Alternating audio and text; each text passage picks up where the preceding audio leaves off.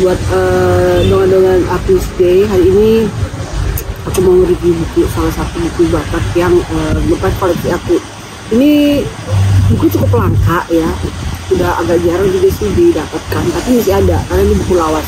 Ya aku mau bahas satu buku yang punya aku nih. Ayahku Singamaraja, pahlawan nasional, Purnama Resi Nambela. Ini salah satu buku lawas yang aku punya. Aku beli sekitar 2013-an di harga masih belum nyampe 100 ribuan. Kalau sekarang di marketplace itu di harga 200 ribu ke atas gitu ya. Lumayan. Bukunya nggak tebal. Yang menarik adalah buku ini penulisnya merupakan putri dari Singamaraja 12. Jadi makanya buku ini mungkin agak cukup tinggi walaupun setipis ini gitu. Nah, kita bahas di dalam isinya. Ya, penulisnya tadi putri Singamaraja 12 langsung, anak dari Singamaraja 12, istrinya yang dari Borunadeak. Nah, buku ini yang menariknya adalah dibuat di tahun 1991.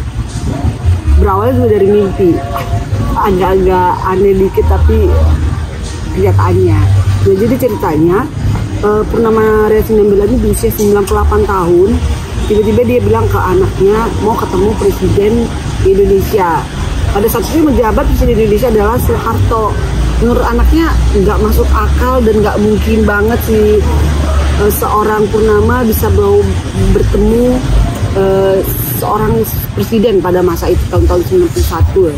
Masih menjabat lah ya Soeharto pada masa itu.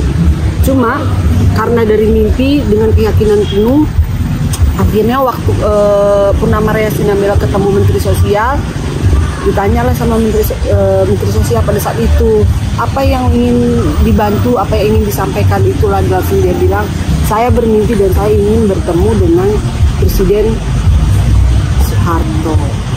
Gila ya, waktu disetujui bertemu, Purnama Resi Nambela ini opung ini tidak mengikuti protokol kepresidenan, jadi langsung masuk gitu dia.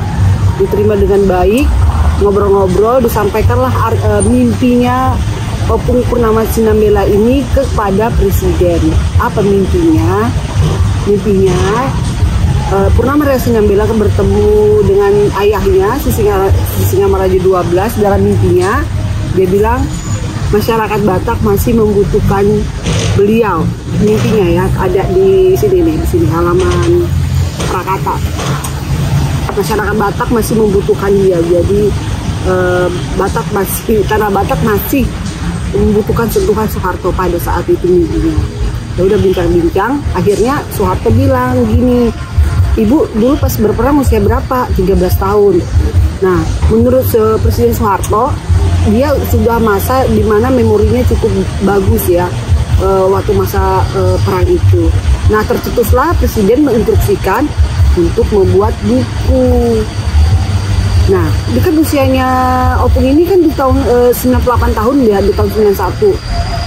Kayak agak nggak mungkin, cuma karena udah instruksi Presiden juga harus dibukukan, didokumentasikan, akhirnya tercetuslah buku ini ya. Bukunya ada mengenai tentang peperangan ada, tapi menurutku ini tidak selengkap buku Ausi Singamaraja penulisnya si Jabat, nggak selengkap itu. Tapi menariknya di buku ini, misalnya, karena kan beliau ikut perang ya, opung Boru ini ya. Nah, dia menceritakan situasi waktu mereka bergerilya di situ, situasi mereka membangun kembali kerajaan di daerah Parlilitan.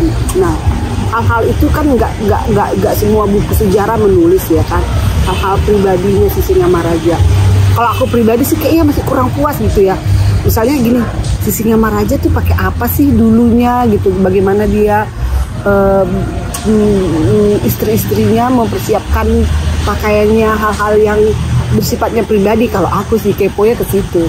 Nah, cuman di sini di buku ini dituliskan nih, istrinya Singamaraja 12 itu kan nggak satu, jadi disatukan di satu rumah dan mereka bergerilya. Nah,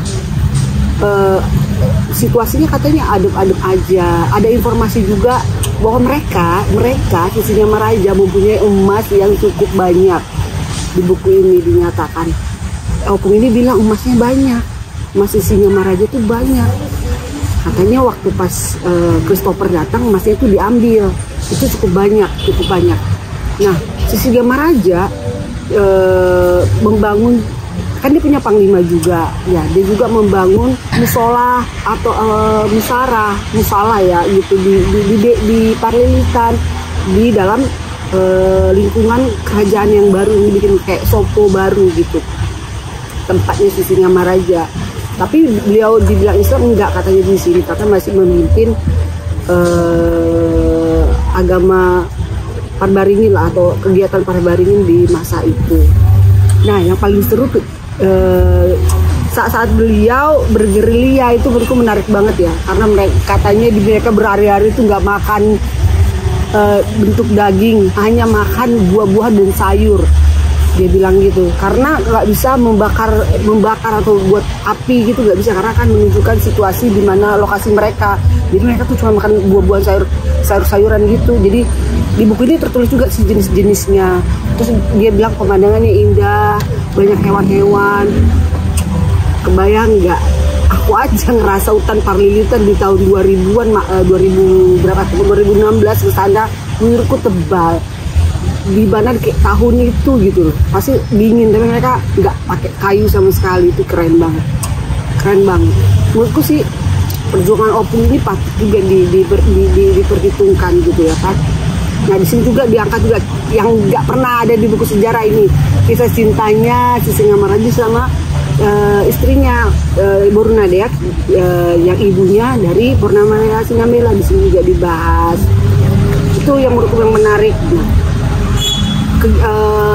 Kerajaan atau Sopo atau kegiatan ke yang baru setelah Bakaraha di bumi hanguskan oleh Belanda, di sini diangkat juga gitu. Bahwasanya orang kan mikir Bakara. Nah, Singamaraja juga membangun Soponya di Parlilitan dan dibantu oleh masyarakat Parlilitan pada saat itu gitu. Itu menarik sekali. Nah, beliau juga membuat aturan hukum di daerah Parlilitan, baik itu ekonomi, pertanian, itu dibuat hukumnya gitu. Jadi di sini ada juga informasinya.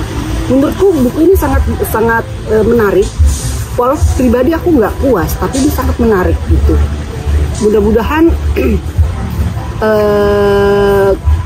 ada buku baru pastinya dari keluarga Singamaraja yang memang belum ada di buku sejarah lainnya. Karena kalau buku ini kalau perangnya kayak aku bilang tadi, dia nggak komplit gitu, masih kompletan di Ausi Singamaraja penulis sejabat gitu. Yang menariknya cuma kehidupan mereka, perciptaannya, sama perjalanan gerilianya. Jadi patut diapresiasi buku ini gitu ya. Selebihnya aku keponya di bagian dokumentasinya mereka gitu. Selebihnya keren sih. Kalau misalkan dengan yang mau memiliki ini sebagai bahan referensi boleh banget, apalagi misalnya buat kebutuhan kampus dan bacaan sehari cukup bagus dan ringan gitu. Oke, ini dia Ayahku Singamaraja Pahlawan Nasional, review dari aku. Oke, dadah. Nanti aku akan review buku lainnya. Mungkin buku Singamaraja yang versi lengkap. Dadah, paras. Jangan lupa di follow akun Day Media. Sampai jumpa di vlog berikutnya. Dadah. Bye. Aku nggak jual ya, cari sendiri.